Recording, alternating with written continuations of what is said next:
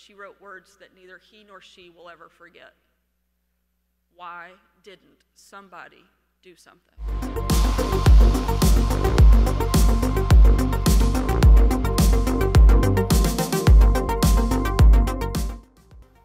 Reminds me of a story of an 11-year-old girl who went on a trip with her parents to Israel. It's her first trip overseas. Her parents and her family were going to stop at quite a few different sites while they were there. They planned to do a lot of the historical and biblical sites across Israel. And one of the final stops was going to be at Yad Vashem, which is the Holocaust Memorial Museum. Her parents debated whether she was old enough to go through the museum. The pictures and some of the video and the audio as you walk through can be quite graphic, quite intense for an adult, much less an 11-year-old child. As they got closer to that day, they debated whether or not she could handle it, and the parents decided that they wanted her to see what happens when good people aren't involved, when good people don't stand up for what's right. So they ultimately decided to take their daughter through that museum, and her dad was going to stay with her the entire time. And if at any point it became too much, he would take her out.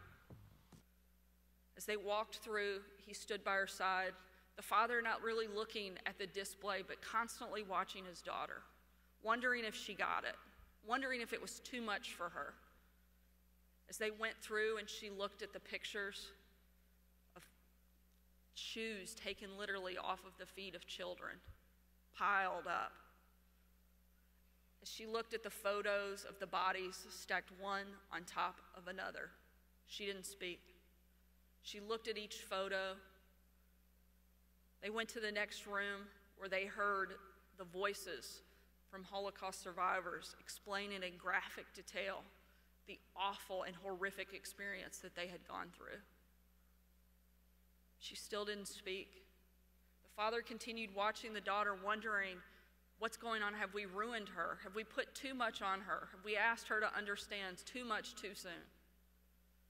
She hadn't said anything after about an hour and a half, but she reached up and she grabbed her father's hand and she just kept squeezing it tighter as they went through and looked at picture after picture and video after video of these awful, awful moments in the darkest time in our world's history. As they got towards the end of the museum, there was a podium, something like this, that had a guest book. The daughter still hadn't spoken. They'd been in the museum for about 2 hours.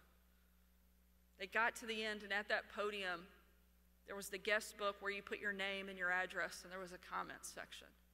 The father constantly wondering what his daughter was thinking and if she got it. They went up to that podium, and she reached into his pocket and took out the pen that he always kept there. She wrote down her name in childish 11-year-old scrawl.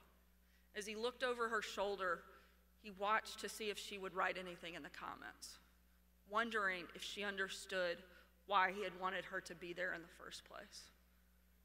As he stood there looking over her shoulder, she wrote words that neither he nor she will ever forget. Why didn't somebody do something? Why didn't somebody do something? In that moment, he knew she got it.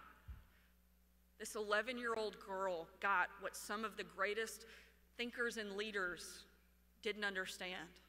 That when good people sit back and don't get involved, bad things happen. And she understood that good people have to be involved. They have to be engaged. They have to be the somebodies to do something, or bad things happen. In that moment, that father, that daughter, they knew. The reason I know how much that impact had on that little girl is because I was the 11-year-old girl, and that was my father who walked me through that museum.